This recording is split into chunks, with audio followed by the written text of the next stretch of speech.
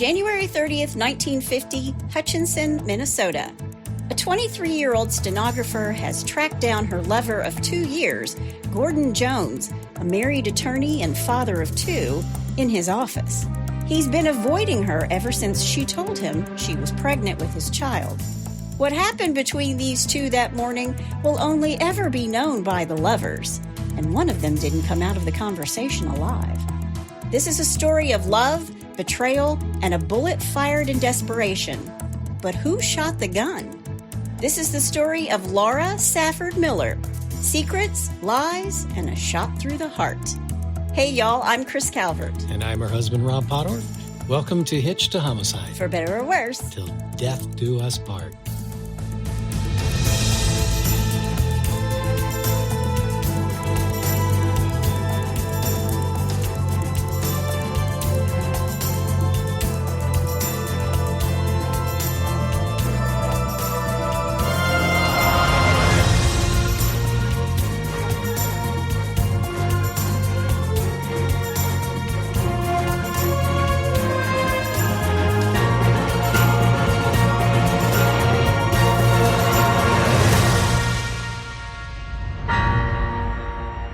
Welcome back, everybody. Yes, welcome. And for our friends in Kenya.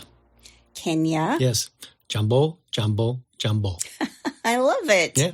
Well, wherever you're listening, be sure to subscribe to Hitched to Homicide, then like, rate, and review the podcast so others who are just like you and love true crime can find us. Mm-hmm. And if you're watching us on YouTube, please hit that subscribe button below. If you want true crime with us all the time, every single day of the week, please go join our closed Facebook group, The In-Laws and Outlaws. Just go to Facebook, type in H2H, In-Laws and Outlaws, answer a couple questions, and you are in. We're growing by leaps and bounds. Big Please time. Go join. Yep. I like to post lots of photos and other stuff in there. Lots of funny stuff goes on in there. Lots of hinky stuff goes on in there. Yes, it does. It's a great group of people. You can find us on Instagram at Hitched to Homicide or on X at H2H_podcast. And we also have a Buy Me a Coffee link if you want to send Rob out there some coffee. Send me some coffee, please. You can find that link in our show notes. You can also send us a text. The link to that is at the very top of the show notes where it says, send Chris and Rob a text. Yes. We love them. Thanks so much. Mm-hmm. Well, honey. Yes. It's February. It's the month of love. Yes, it is. And I'm only doing crimes of passion. Here we go. Oh, geez. I do not have the sexy podcast voice that so many women have. I just don't. I can't do it. I'll try to help you out. Please do. So I'm going to start off with a blast from the past. I'm going to try to use my sexiest voice possible.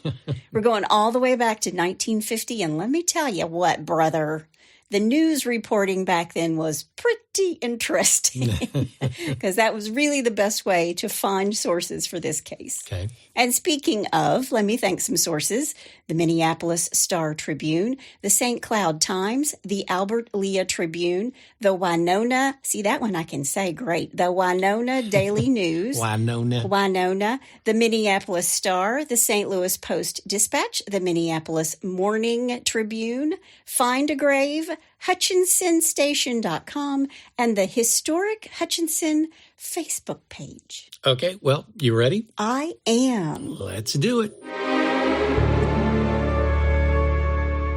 Laura Safford Miller.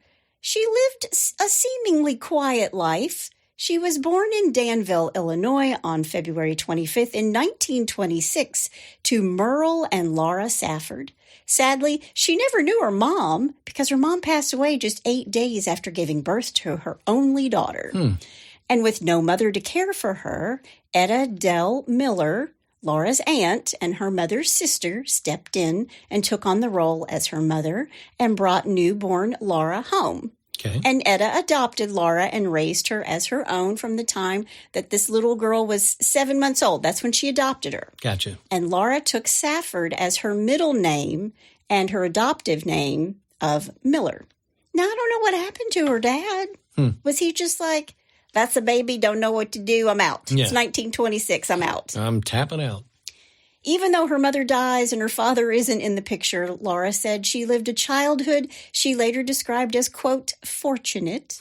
She was musically gifted, and she studied voice and piano from an early age. When she's 12, she and her mom and dad and brothers and sisters moved to Minneapolis. And after she graduated from Minneapolis West High School in 1944, she enrolled in college at the University of Minnesota, where she studied English and psychology, which was really something for a woman at that time. Not only is she going to college, but she's studying psychology. Up in Minnesota. Minnesota. Yes. But her mother had a heart condition of some kind, and because of that, she had to give up college in order to work. Now, her parents at some point get separated. I don't know when that happens, but it ends up being her and her mom. Okay. She becomes a stenographer, and she takes bookkeeping jobs and sales analysis jobs. She's a pretty smart cookie. Mm-hmm. And as for hobbies, she loved music and she loved going to concerts, but said that she mostly relied on the radio to provide her with good music. Which, that's what was available in those days. True. Yeah. She loved to read books. She read constantly. She read 3 or 4 books a week, Wow. and she checked them out from the library. A library? What's that? I used to love the library. Yeah. It's my favorite place. Yep. She never considered herself a great beauty. She tried to look her best, and she was careful in picking out her clothes, even though her dresses weren't expensive. She just wanted to look smart. And according to her neighbors in Minneapolis, where she lived at 3617 Bryant Avenue in a 20-apartment building with her mom, they didn't know much about Laura or her mom.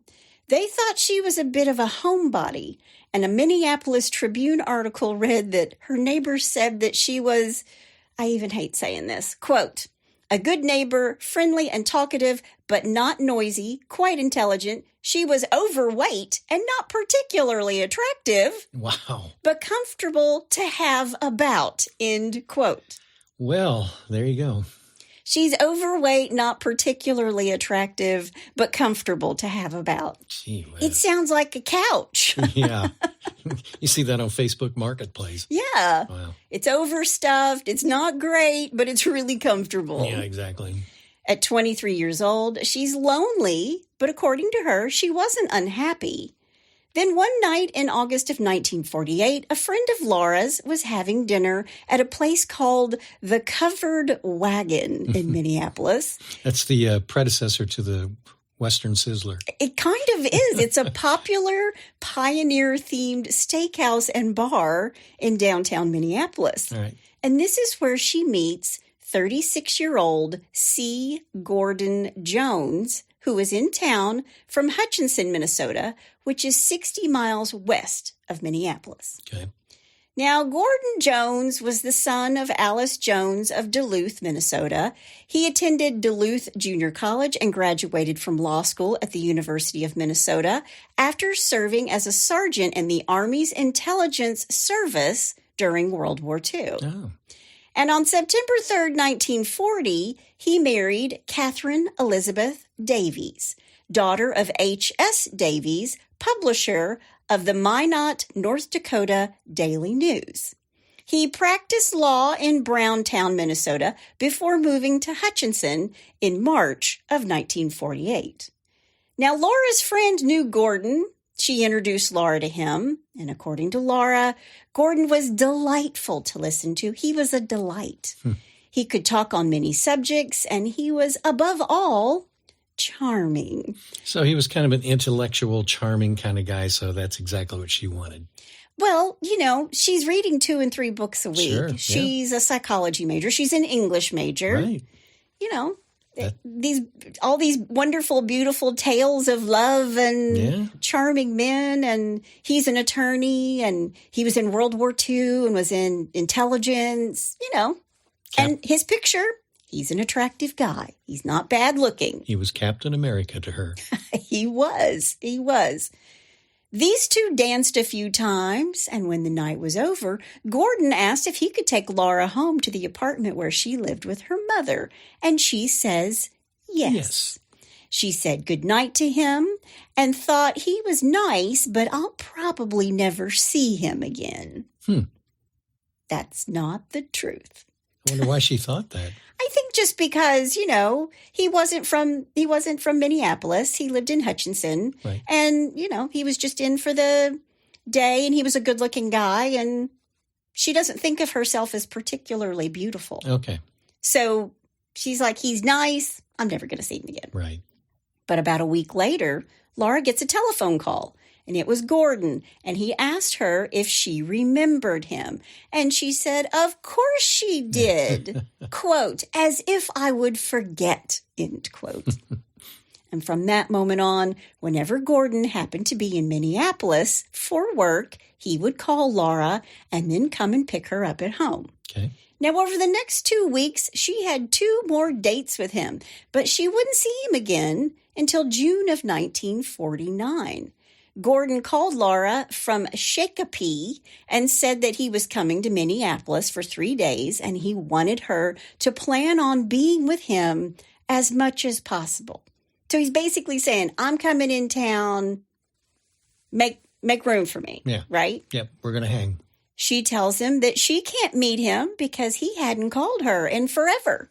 And at first she refused to see him, but then she agreed, and he came to her apartment. And from that point on, their dates were more and more frequent, and she's seeing him whenever he's asking to see her. And by July of 1949, what do you think's happening? They're exclusive? No. No? He's married. Oh, whoops. Yeah. Forgot that little detail. Yeah, he's married. Whoa. Yeah.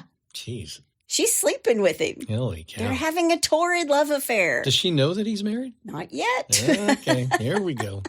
And the plot thickens. Here we go. But as she's out one night with Gordon and some of his friends, she's dancing with one of his buddies who tells her, hey, Gordon's married. And he has 2 children. Oh, my goodness. 2 little children. Wow. So Laura doesn't see him for a while, and when he calls and wants to get together, she says no. But Gordon shows up at her apartment that she shares with her mom with whiskey, and they had several drinks, and they talked. She tells him that she knows that he's married, and he told her that he was indeed married, but that he was separated from his wife. And she tells him that she doesn't think she can see him again because she felt pretty strongly about him being married. Right. She told him, I don't date married men. Yeah. And according to Laura, about a year into the relationship, even though she has said she doesn't date married men and he is lying to her and saying, I'm separated from my wife, she's sleeping with him, they're having a torrid affair, she's in love. Mm-hmm. And even though she's not okay with him being married, Laura is quoted as saying, quote, I knew that if there was room for me in Gordon's heart, there was room for me in Gordon's life, end quote. I'm going to say that this is probably a bad idea. Laura, no, there's not room for you in his life. Yeah. I think there's room for you in his pants. Yeah. And she doesn't realize that yet. Yeah. The longer they stay together, the more she begins to think of Gordon as her husband.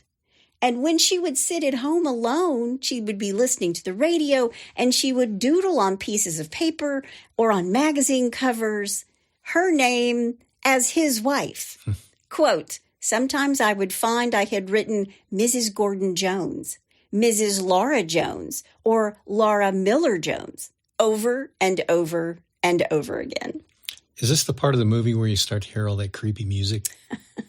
Well, I will tell you that as I was researching, all I could think about was the movie with Glenn Close, Fatal Attraction. Oh, man. Yeah, and I kept thinking, did they read this old crime? And then they were like, I got an idea. You know, that was the only movie in every theater in America where any guy that went to see it, every leg was crossed in that theater across America.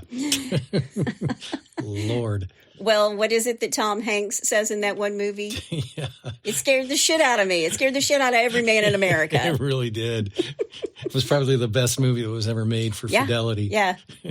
No man's going to be, cheating on his wife after watching that. Nope. But in time, these simple meetings between Laura and Gordon have turned into this huge torrid love affair. And Laura actually subscribed to the local newspaper where Gordon lived, the Hutchinson Leader. And when there was something in the paper about Gordon, like when he was elected Red Cross chairman or American Legion district commander, she would clip the article and paste it in a scrapbook. Now you can cue the creepy music. When she tells him this, he says, quote, "I suppose I'd better tell you this now.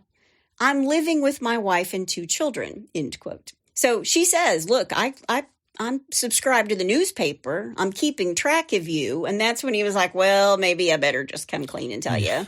I do live with my wife and my 2 children, because these old newspapers, it would be like, Mrs. Gordon Jones had Mrs. Smith over for tea. Right. Yeah. Right, yep. When her uncle came to visit from Duluth or wherever, St. Louis, all those little papers always had like the little social section. Well, my grandmother, my grandma Pottorff, she used to write those kind of social things for the local paper where she lived up north in Ohio. Yeah, exactly. She was a journalist. Yeah, so yes, and so she's saying to him, "I'm following you in the newspaper," and he's like, "Well, then maybe I better just tell you the truth." And at this point, when she finds this out, that he's not separated, she tells him, "I can't see you anymore." And he was like, "I don't know why things need to change between the two of us." Yeah. But Gordon starts to distance himself from her and this affair. But Laura is obsessed, and she's going to Hutchinson to see Gordon. She needs to tell him something important. She's pregnant with his child. I will not be ignored, I Dan. won't be ignored, Dan. Man. Yeah. Oh, Dan. When she gets to Hutchinson, she registers at the hotel, and then she hires a taxi cab driver, Lee Cooper, to take her down the street where Gordon lived. Again, fatal attraction, right? Man.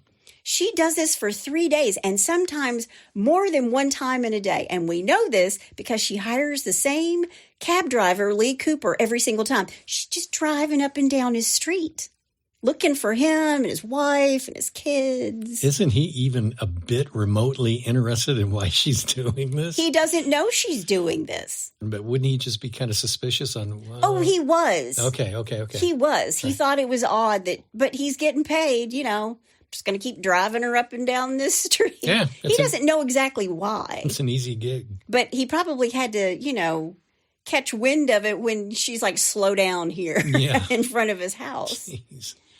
But after the first of the year in January of 1950, she writes Gordon a letter telling him that she wanted to see him because he's avoiding her. And he called her on January 6th, and she told him to come and see her, but he said he couldn't. And he said, "I'll meet you later." And shortly after 9 p.m. that night, Gordon finally meets up with Lauren at the Covered Wagon. And it's not just the two of them, safety in numbers, right? He brings a whole crew of people with him, like a whole group of people. Right. And then they went back to the Andrews Hotel and talked for a while. So remember, he's coming from Hutchinson into Minneapolis. Okay. So 2 different towns. Right. So they're back at this Andrews Hotel. They're talking a little bit. And Lauren and Gordon went to get something to eat. And it's then that she tells Gordon, "I'm going to have a baby. And it's yours." To which he replied, "Why didn't you tell me this earlier?" Mm-hmm. And she says, "Because I knew you were living with your wife and you weren't separated." And she had kind of decided and told him that she could, quote, "take care of it herself," end quote. Well, she can't. And she's not gonna. Okay. And that's sort of a false statement that she makes to him. And this is where it gets weird.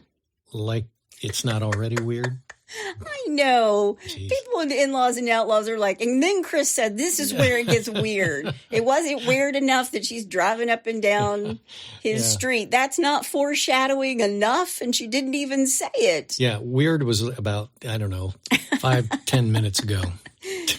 But Gordon tells Laura that he would marry her. He says, I'll marry you, but it's going to take some time because I need to get a divorce. And then Gordon and another attorney, John Sterner, start talking about setting up a practice in another town away from Hutchinson and Minneapolis where he can start fresh. And he's having this conversation in front of Laura, okay? And Laura says to him, that's all fine and dandy, great. You want to marry me later, but I need to do something now. Right? All of that's way in the future. Right. And she tells Gordon that she can't allow her sick mother to discover that she's pregnant and not married. Right. So Gordon tells Laura, I'll make arrangements. Call me next weekend and we'll go from there. Now, arrangements, I have no idea what that means. We'll talk a little bit about that as we go along. All right. She calls him on the following Friday because he said he would be at the Andrews Hotel. But when she calls the hotel 3 times to his room, a woman answers the phone and she hangs up. So he's saying, I'm going to be at the Andrews Hotel. She calls there, and every single time she calls his room at the Andrews, some woman is answering the phone. She thinks it's his wife, right? Right. So she calls on Saturday, and he answered, and she tells him, I've been trying to get in touch with you, and I called, but a woman answered the phone.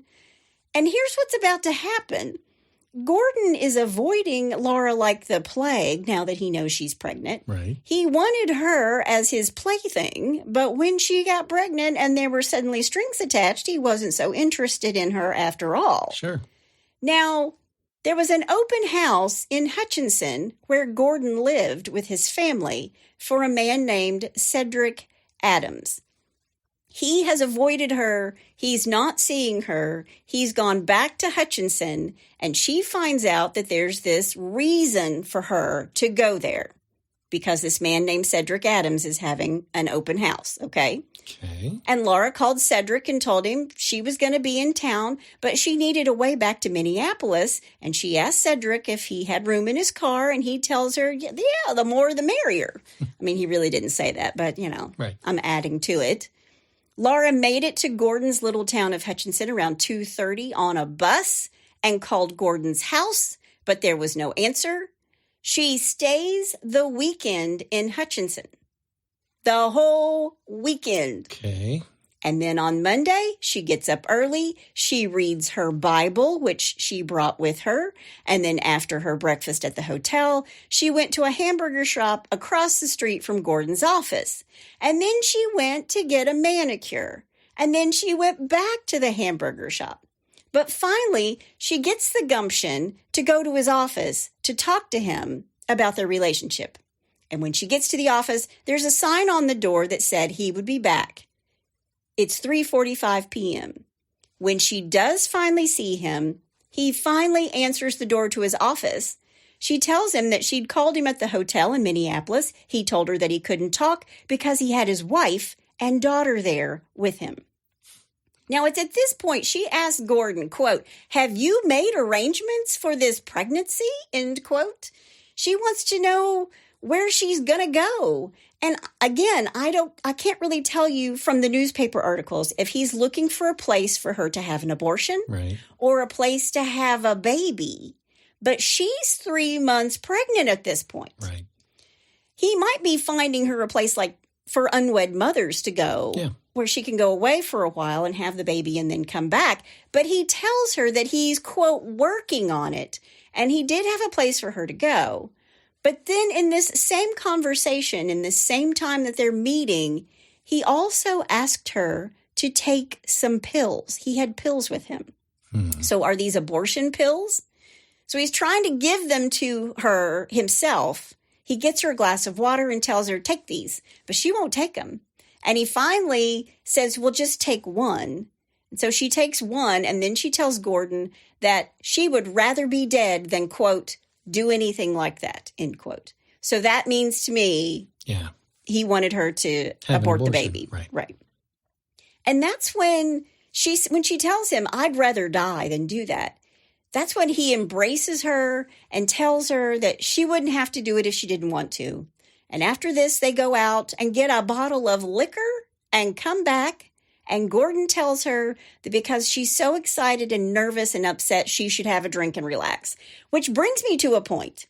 You know, I have seen all these old home movies, not of my family, but of other women who are pregnant, like in the 50s. Oh, yeah. And they're drinking a martini and smoking a cigarette. Yep. And I looked it up. And I could not believe this. It wasn't until the early 80s that the Surgeon General and the OBGYNs told women not to drink or smoke while they're pregnant. Really? Yeah. Oh, wow. Which just explains a lot about my generation. Gen X, this is why we are who we are. Yep. This is it. Wow. Our mothers drank martinis and smoked while they were pregnant. We were drinking out of garden hoses. Riding in the back of pickup trucks. We didn't care. Well, our parents were just like, be home when it's dark. Had to be even worse I'm a baby boomer, so I can't imagine what was going on with our generation. True. Whiz. But Gordon fixes her a drink, which she does not drink. And at this point, Gordon tells her that he will be in Minneapolis on Friday. It's Monday. He'll be there on Friday, and he would have everything settled. And that night, Laura came back to Minneapolis with Cedric. Remember, he said that he would give her a ride home. Yeah. And so she comes back to Minneapolis with him. Then on Thursday, January 26th, now remember, she tells him on January 6th, I'm pregnant. Mm-hmm. On Thursday, January 26th, Laura is walking down the street in downtown Minneapolis, and she faints. And a woman helps her, but she went home, and her mother called the doctor, and then Dr. Edward C. Mader went to see her. She goes into his office eventually, and he runs some tests and says, hey, you know you're pregnant, right? You're 3 months pregnant. Right. So she calls Gordon and Hutchinson and is like, look, the cat's out of the bag. But she gets the operator who tells her that he's in Glencoe at Frank O'Malley's law office. So he's told her, I'm going to be in Minneapolis. She's had this episode, and she's calling him like, we need to get this taken care of. And he's told her where he's going to be, but he's not even there. Wow. So Laura went home and cried. She's desperate. She goes to her cedar chest and gets out a gun that had been in her family for years. It was wrapped in an old sugar sack, and there were 2 shells with it. So like a Barney Fife? It's an old 38. Yeah. Wow. And she tries to put the shells in, but she can't make it work. And her plan is just to shoot herself. But she can't get the bullets in the gun. And the next day, Friday, January 27th, she went downtown and kept calling Gordon's office, but there was no answer. And she called the Andrews Hotel. And when she doesn't reach him, she just keeps calling and calling, which is back to, I'm not going to be ignored, Dan. Listen, every bit of the story, I just keep hearing that same phrase over and over and over in my head. It's true. So she goes to the covered wagon thinking maybe he's going to be there, but he's not there. She even went to the American Legion office in Minneapolis to see if he was there for a liaison committee meeting, which is the same thing with Alex showing up at all the different places where Dan worked and stuff. Wow. Finally, Laura leaves word for him at the Andrews Hotel to meet her at Harry's Cafe at 7:30. And she goes there to the cafe, and what do you think happens? I can't even guess at this point. Gordon never shows. Oh. She goes back to the hotel where, lo and behold, the elevator doors open, and who's standing inside? No. Wow. Gordon. Wow. He tells her that he just got her. I just got your message. I just got your message. And why don't you come upstairs? And she tells him that she wanted the arrangements settled that night, to which he tells her, we will go to the covered wagon and eat and talk about this. And she's like, I don't want to eat. I don't want to eat. Yeah. Even if I had to eat, I don't want to eat. Right. And so he's like, well, I'm going to the covered wagon. And she says, fine, I'll wait for you in your hotel room. And with this, she starts to cry. So she takes a hanky out of her purse, and according to Laura, that's when the gun slid out of her purse. And Gordon says to her, quote, "Don't tell me you're thinking of doing anything foolish," end quote. Wow. Now he hugs her, and this is when Harvey Boldak, a tavern keeper, walks in, and the bellboy is also there, and Gordon fixes a drink for everybody in the room. I guess even the bellboy has a cocktail. But Laura just kept asking Gordon for the key to his room so she could go back there, but he wouldn't give it to her because he said he had some things to discuss with the, quote, "men at his table," end quote. So Laura goes back to the hotel. She heads up to the 5th floor of the Andrews with Harvey Boldak, who was a friend of Gordon's. And Gordon had told her to go back to his room and wait. But when she got to the 5th floor, she didn't go with Harvey. She went to the washroom because she'd been crying and she wanted to wash her face. But she knows which room on the 5th floor is Gordon's, and she sees a light underneath the door. And so she knocks on the door, and a woman answered. A woman Gordon has hired to pretend to be his wife. What? In the hopes that it will scare off Laura and she'll just get out of his life. Okay. Her name is Mrs. Marlin Turek. Sorry, the old newspapers don't give women's first names. We're not worthy of them. We just get attached to our husbands' names. Yep. But Laura went into the room and she sat down with this woman and says to her, quote, "I don't know who you are." And the woman says, "I'm Mrs. Jones."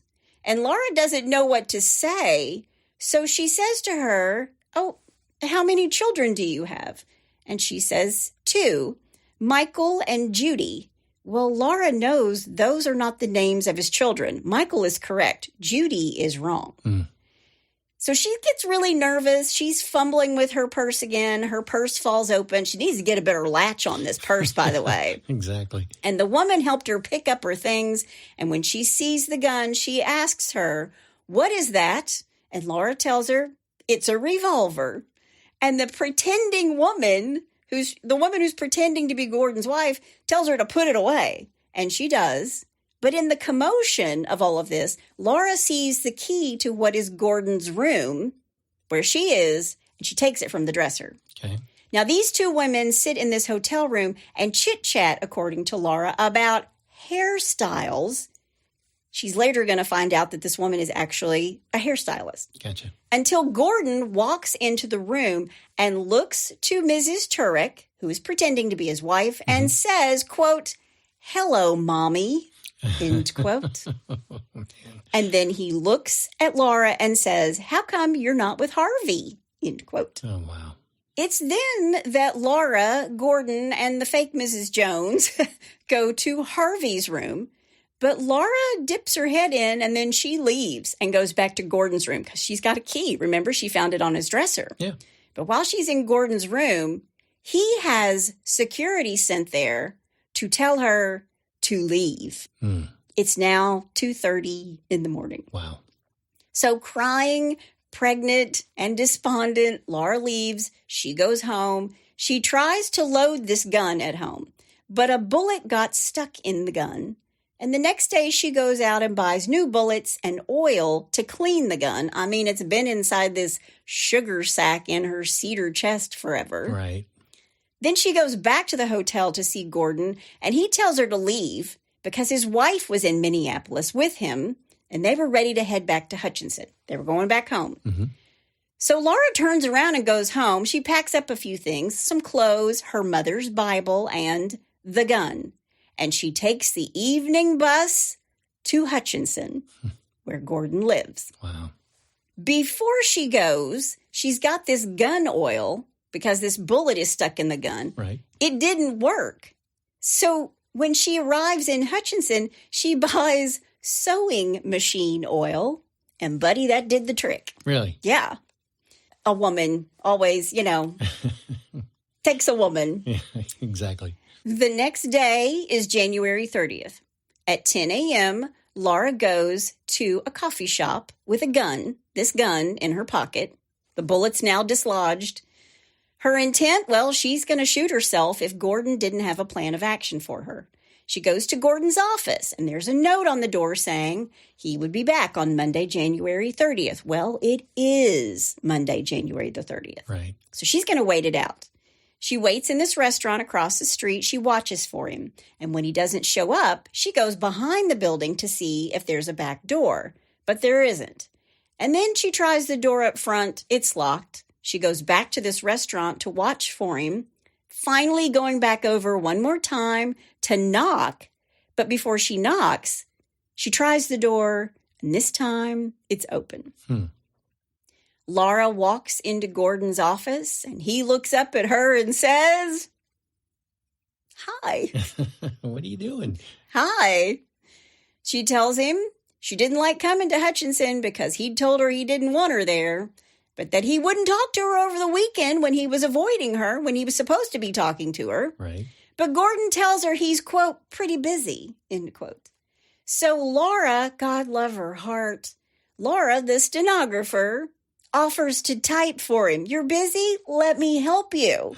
Oh, man. She said she'd type for him if he would talk to her. I mean, she's desperate. That shows you just how desperate she is. And I'm going to guess that this is probably going to be Dan's first and last mistake, maybe? Gordon is his name. And Gordon has made lots of mistakes. Yeah. But you're talking about Dan from Fatal Attraction. Let me just say that Dan and Gordon are probably the same guys. Jeez. I'm telling you. Wow. It's at this point that Gordon says to her that he just hadn't had time to make arrangements for her. And she starts to lose her mind on him, saying, "You've had an entire month." She tells him that she's been to the doctor. She's asked him to call a doctor there in Hutchinson. But he said, I can't do that. I'm not going to do that. Right. She's crying and says to him, "I wanted to have this over and be on the 11:30 bus back to Minneapolis." And Gordon says, quote, "I think that's a good idea. I'll talk to you next weekend," end quote. Oh, man, he's kicking the can down the road. But Laura's like, "I don't have another week. I can't wait another week." And it's at this point that the phone rings and Gordon answers it. She walks out of the room to go to the bathroom, and she takes the gun out of her purse and puts bullets in the gun. And then she puts it back in her pocket. She puts it in her pocket, from her purse to her pocket. Right. And Gordon is still on the phone when she walks back into his office. And she sits down in a chair next to his desk, and he starts talking about some, quote, "ever sharp erasers he had," end quote. Like, he gets off the phone, she's sitting next to him, and he's talking about the erasers he has on his desk. Okay. And she tells him, quote, "I haven't got time to talk about erasers," end quote. He wants to do anything but talk about this baby. Right. And she's getting hysterical, and she asks him if it would be all right if she stayed and took a later bus. And Gordon doesn't answer her. He walks away, and she thinks he's going to the bathroom. But he's in the lobby of his office, quote, "putting on his rubbers," end quote. To which I thought, well, it's a little too late for that, Gordon. But she meant his shoes, his like rubber shoes. Right. Yeah. But when I read that in the paper, I was like, ironic. Yeah, exactly. Little too late. Yeah. But it's January in Minnesota, obviously snowy and cold. And she says, "Gordon, where are you going?" And he told her that he was going to, quote, "meander down the street and meet somebody at 11:30, and that she was going back to Minneapolis on this early bus." And he turns and puts his hat on, and he's going to walk out the door. And Laura takes the gun out of her pocket, and she points it at her stomach and says, "Gordon." And he turns around and sees what she's about to do. And he jumps, grabs her hand, and just after 11 a.m. on January 30th, 1950, a woman down the hall from Jones's office hears a gunshot, followed by scuffling and a second shot, and then a woman's cry, quote, "Gordy, my darling, why did you do it?" End quote. Jeez. Now, Wow. according to Laura, she doesn't remember hearing the gun go off, but she remembered smelling smoke and her hand was up in the air. Quote, "He was holding my arm down. Then he pushed me and I hit a chair and I don't remember anything until I Well, he was kneeling on the floor. I didn't see him fall, but I was standing. I was looking at him, and he was on the floor. I didn't know what happened to him. And I took my coat off, and there was blood on it. And I was just going to put it under his head, end quote. So she says there was one shot and a scuffle over the gun, and then a second shot that actually hit Gordon Jones right in the heart. Ooh. She said she cried out, quote, "Gordy, my darling, why did you do it?" She stooped down to the floor beside Gordon, and he was saying to her over and over again, according to her, "Laura, Laura, Laura." She ran out of the office, down the stairs, into the street, and into the restaurant where she'd been staking out his office all day long. It's 11:15, and Lee Cooper, the taxi cab driver she'd hired before, was in the restaurant. And he can't really understand what she's saying except, my honey, and, quote, come with me now, end quote. So he goes back into the building with Laura, and he finds Gordon dead. And according to Laura, it was a nightmare. I bet it was. Yeah.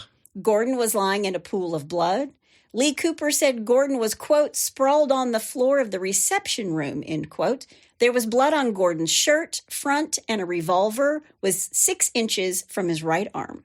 And Lee Cooper, the cab driver, is the one who telephoned for the police. Okay. Dr. H.C. Goss, the McLeod County coroner, and the police chief, Frank Broderis, said 2 shots were fired, one into Gordon's heart, the other passed through a wall and lodged in a law book. And the gun had 2 empty cartridges, and 3 bullets were found in Laura's purse. Now, according to Laura, all she remembers was that there were police and a doctor and photographers and questions, and they asked if she wanted a lawyer, and she told them to call Frank J. Warner of Minneapolis. Now, does that sound like somebody? Yeah. Do you want an attorney? Yes. Call Frank J. Werner of Minneapolis. You know what always cracks me up about the people that, do things like this? They always seem to black out. Yeah, I can't remember a thing. I don't remember anything that happened. We both reached for the gun. Yeah. It's Chicago. We both reached for the gun. Everyone has the same story. They put Laura in handcuffs, and they took her to the jail at Glencoe. They hold her on an open charge while they figure out what the heck is happening. Yeah. And the McLeod County prosecutor, Herbert Smith, starts putting together the evidence in the case, and a grand jury was formed that would meet on Valentine's Day, February 14th, 1950, to consider the evidence in the case. How appropriate. I know. Jeez. I'm wearing hearts today. Wow. Laura would remain in jail until that day. She'd been hysterical most of the time she was in jail. Her mom did come and visit her, and she cried and told her mom, quote, "I would never kill Gordon. I loved him. I love him still," end quote. And when Laura's mom left the jail, she told the press, quote, "I know at the bottom of my heart that my daughter is innocent. She never did anything wrong in her life," end quote. I'm telling you, it's like Chicago. It really is. Yep. The police go to the apartment that she shares with her mom, and they find all these letters. The letters were in a, quote, man's handwriting, end quote. I don't know how they knew that. But they were signed only Sweetie or Lovey. I mean, Gordon's no dummy. Yeah. He's an attorney. He was in intelligence. He's not going to sign his name. Right, exactly. They go to the hotel where Laura was staying in Hutchinson, and they find her bag with clothes, the gun oil, and one source said that her Bible was there, which was open to a chapter and verse that proved she wasn't a killer. Don't know about what that might have been. Okay. The other source said she had the Bible with her when she went to Gordon's office that morning. I think that would be kind of hard to manage. Yeah. But she does have this floppy purse that keeps opening up, so maybe she was carrying the word of the Lord with her. Don't know. Yeah. The grand jury charges her with first-degree murder after the prosecution painted her as a woman scorned because Gordon wasn't just cheating on his wife with Laura. He was also cheating on his wife with other women, too. 3 weeks later, when the trial begins and a man named Frank Warner is Laura's attorney, this time Laura she's a local celebrity all of a sudden. And this media circus is surrounding this case. It's huge. I'm sure, yeah. The trial is sensational, and District Judge Joseph J. Moriarty allowed journalists, photographers, and the public to come into the courtroom. Wow. And once in the courtroom in Glencoe, once it was full, it could only hold 200 people. Okay.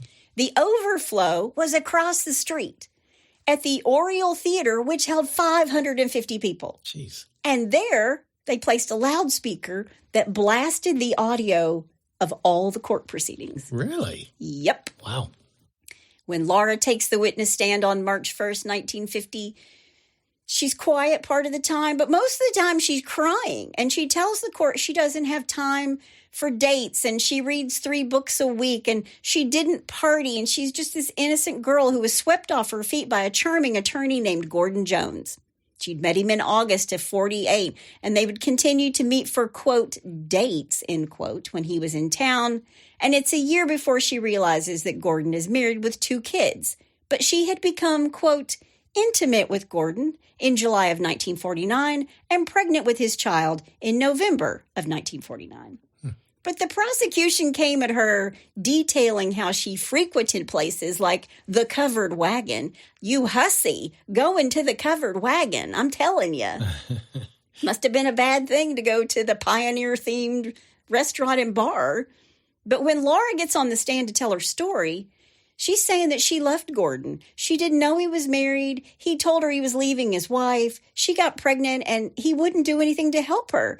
And he was avoiding her. And when he refused to help with the pregnancy, she went to his office to kill herself and the baby in front of him. She's crying. And finally, when she gets to the end and tells the jury and crowd that she'd pointed the gun at her own stomach and that Gordon had wrestled it from her and shot himself, she ended with wails, crying, and saying, "Oh, Gordy, why?" Oh, my God. End quote. Oh, wow. And this year's Oscar goes to... Yeah, but for real. Yeah. She was in such a state. The judge called for a recess. And I read in the paper it took like 5 people and 10 minutes to get Laura off the witness stand because she was just a puddle. She couldn't stand. She couldn't think. She couldn't do anything. Did you think this was all real or fake? You know, well, that's the question. That's today's question in the podcast. All right. The defense and attorney Frank J. Warner made a motion to dismiss the case. After all of these histrionics, I mean, she is pregnant. I will say that. Right. She's pregnant. She's been in jail, and the man she loves is dead. Right. So I'm sure that she's got a lot going on. And she's not the most stable person to begin with. And she's Alex, right, from Fatal Attraction. Wow. So after this tearful testimony, District Judge Joseph J. Moriarty granted the motion of the defense to dismiss this case shortly after the trial resumed at 1:30 p.m. that day. So she cries, they take a recess, they come back at 1:30. Well, the defense moves for the whole trial to just be dismissed. Right. They come back at 1:30, and the judge said to the prosecution had failed to prove beyond a reasonable doubt that Laura had murdered Gordon. What? And he made a point of the fact that her expression after the shooting had been, "Gordy, why did you do it?" which was a quote. And it's the same thing. She said that's what she said. It's the same thing that the woman down the hall who heard the shots said she heard. "Gordy, why did you do it?" Okay. And the judge said, quote, "The evidence in this case conclusively proves that the death of Gordon Jones was not affected by any premeditated design of this defendant, Laura Miller.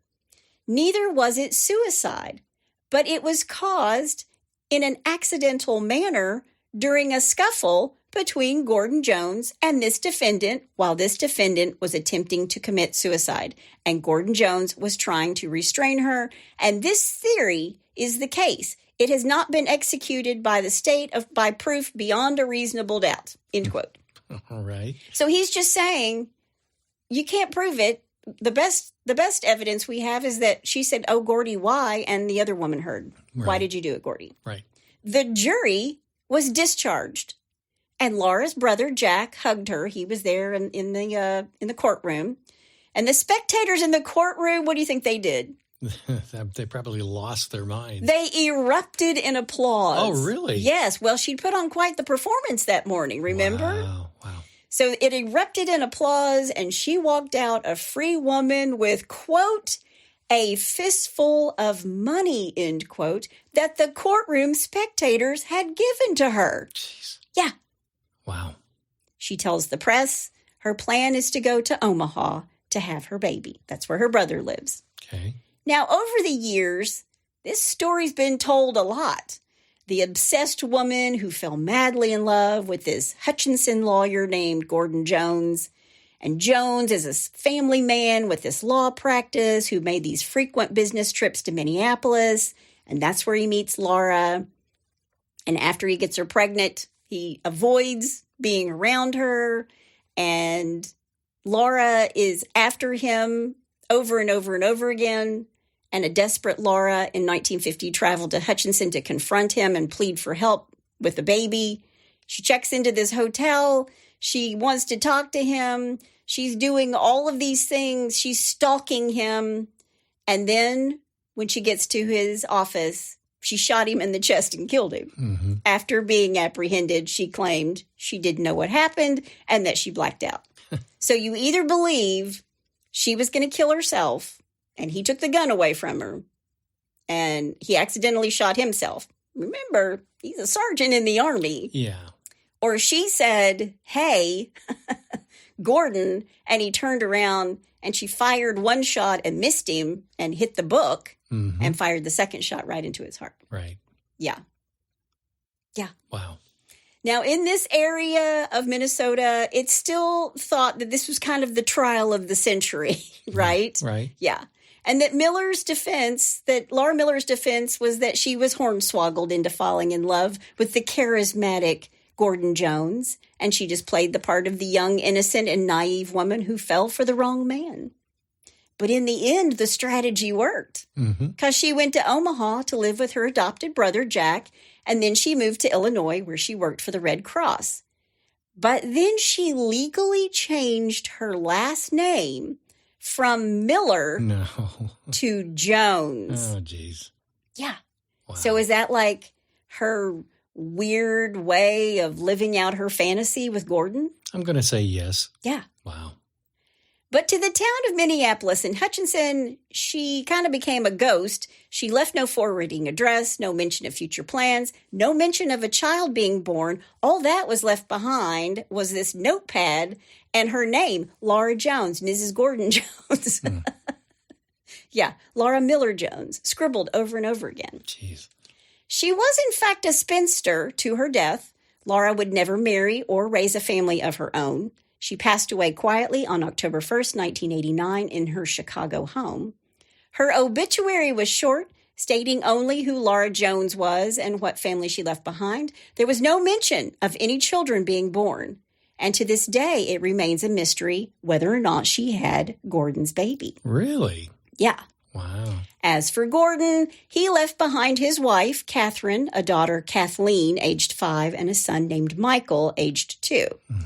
Now, one of the articles I read said that the .38 revolver, Exhibit Q, in the trial, is in the possession of Frank Warner, his grandson. Frank Warner was the attorney for Laura. It's in the possession of his grandson. He has it.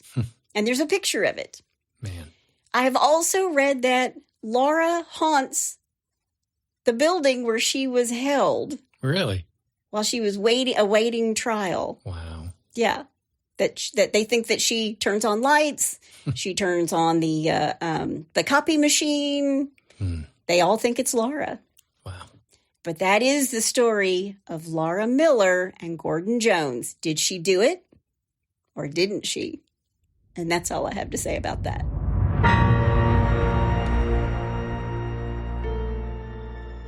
For nearly 7 years, Jane Doe has lived in the shadows, her past buried deep beneath layers of secrecy and silence. After completing more than was asked of her in her last assignment for the enigmatic Kaiwolf project, Jane Doe vanished without a trace, leaving behind a trail of dead bodies and unanswered questions. But now, as the specter of her past returns with a vengeance, Jane finds herself thrust back into a world she thought she'd left behind forever. When her former sins come knocking on her door, Jane is faced with an impossible choice: continue to hide in the shadows, or once again take up arms against the forces that threaten to tear apart the fabric of society. With enemies lurking around every corner and allies who may not be what they seem, Jane must rely on her wits, training, and her unyielding determination to survive. And while trust is a luxury she cannot afford, Jane must confront the truth about herself and her past. As the clock ticks, she realizes that the line between family, friend, and foe are razor thin, and in the end, the only person she can rely on is herself. Jane Doe 4 Charlotte is available September 24th, 2024. No name, no regrets, no mercy.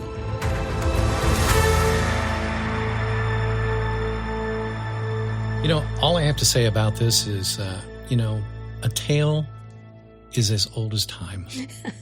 I mean, come on. How's that for our very first crime of passion for February? I love the old ones. I love the old ones. I love digging through all the old newspaper articles. It is really, some of the stuff is really, really good. I'm thinking that it sounds like Fatal Attraction was modeled somewhat after this story. A little bit, doesn't it? Yeah. Doesn't it? But who knew, Laura Miller and Gordon Jones. I mean, how many people knew that story? I really had to dig for this. Yeah. It's not like it's a true crime that a lot of people know about. Yeah. And I really did have to dig for it. And I do hope she's haunting that jail. Yeah, me too. I love a good ghost story, too. There you go. Well, you ready to move on from this to a little bless your heart? I am. Let's do it. Well, bless your heart. All right. Number one, I'm calling more muscles in his car than his brains. Okay. A Mustang with taunting license plates had been successfully evaded and captured by law enforcement several times in the past month. But when a CHP chip, the chips, you got it, unit initiated an enforcement stop on this Ford Mustang for speeding in Ronhart Park, the driver failed to yield and fled northbound US 101 at speeds exceeding 100 miles an hour. Wow. California Highway Patrol. You what got was it. on the license plate? Hang on. Okay. Stand by. Standing by. Slow down there, speed racer. Sonoma Sheriff Helicopter Henry 1, I guess that's what they called it. Henry 1. Yeah, went overhead and pursuing ground units backed off. Okay. A crash occurred on US 101 at the Mendocino Avenue as the driver of the Mustang attempted to pass an SUV using the center median. Oh, wow. Yeah, Okay. Yeah. Major damage was sustained to both vehicles. An 18-year-old male driver of the Mustang was placed under arrest. 2 adults and 1 child in the SUV were transported to the hospital with suspected minor to moderate injuries. Okay. The Mustang driver was booked in the Sonoma County Jail on multiple felony charges. But here's the stupid punchline to it all. I've been waiting. What did his license plate say? Yeah. Will run. Will run? Yes. How old was he? 18? 18. Yeah. Yeah, pretty much. He'll regret that one later in his life. At least we hope he does. Exactly. All right, number 2, cosplay gone bad. Oh, cosplay. Yeah. A North Carolina woman was sentenced to 3 years in prison for impersonating an FBI agent on an online dating site and on a date. Oh, I'd love to be an FBI agent. I know. I'd cosplay as an FBI agent, Agent Chris Calvert. Yep. Rianne Brownlee, who identified herself as Agent Alexandria Mancini. Oh, that's a good name. Yeah. She's writing fiction. Yep, a little cosplay there. Posed in a dating profile with a fake FBI badge and a stolen gun. Wait, You can't do that. No, you can't do that. That's what, the U.S. Attorney's Office for Northwestern District of North Carolina said Thursday in a news release. That's a bad decision. Brownlee had prior convictions on various charges, including identity theft. Of course she did. Well, she's making, of course she did. That tracks. Yeah. Yeah, that's on brand for her. Yeah. Keep going. The day she got arrested in February of 2019, she told a date she was working as an undercover agent in a drug case without the awareness of law enforcement. Oh, okay. Yeah, they don't know anything about this. Yeah. Okay. I'm flying solo on this one. Yeah. Her record paints a picture of a person who will not be stopped from stealing people's identity and using falsehoods to get what she wants, said Assistant U.S. Attorney Stephen Kaufman. Oh, wow. Yep. Okay. Yep. And just to top it all off, authorities said Brownlee, 39, was also driving a stolen car when she got arrested. Of course she was. She was undercover. Yeah, I guess, go big or go home, I guess, right? She flashed a badge. I'm taking this car. I'm commandeering this car. Exactly. This is official FBI business. Oh, man. Okay, number 3, Anna, finally. Finally. This is definitely foolproof. Oh, which means it never is. Pompano Beach, Florida. I love Florida. Yep. Authorities in Florida say a 36-year-old man stole a BMW after trying to buy it with his food stamp debit card and other credit cards. I don't think it works there. According to the Martin County Sheriff's Office, Nicholas Jackson was denied by managers at an auto dealership when he tried to purchase the $60,000 BMW. Oh. Yeah. Authorities say the next night he returned to the business, stealing the car and keys to 60 other vehicles. But for Jackson's, things would take an awkward turn. Deputies say he didn't have the money to fill the tank in the BMW, so the car ran out of gas and was tracked back to the dealership. Jackson was arrested and charged with grand theft auto. He is in the Martin County Jail on a $20,000 bond, waiting a trial. Don't steal a car that doesn't have gas. Oh, my gosh. And the moral of the story is... don't try to buy a car with bad credit cards. That was a really good story the guys were telling in the back room. What did he want to buy it with? Well, when you go in to buy a car and then they always, put out the deal and then you counter with them. They say, let me go talk to my manager. Yeah. That's what was going on in the back room. They're like, guys, you can't believe this. You can't make this up. God love him. Yeah. God love his heart. Bless his heart. Bless his heart. Well, if you have a bless your heart or you know somebody's heart who needs blessing, all you got to do is go to hitchedtohomicide.com. And when you get there, there's a pull-down menu. And while you're there, you can also suggest a case or tell us about your brush with true crime. Yes. This is the first case of February, talking about our love triangles and crimes of passion. Sweetheart. That's my sweetheart out there. That's my sweetheart and beautiful bride in the booth. Join us next time on Hitched to Homicide. Bye, y'all.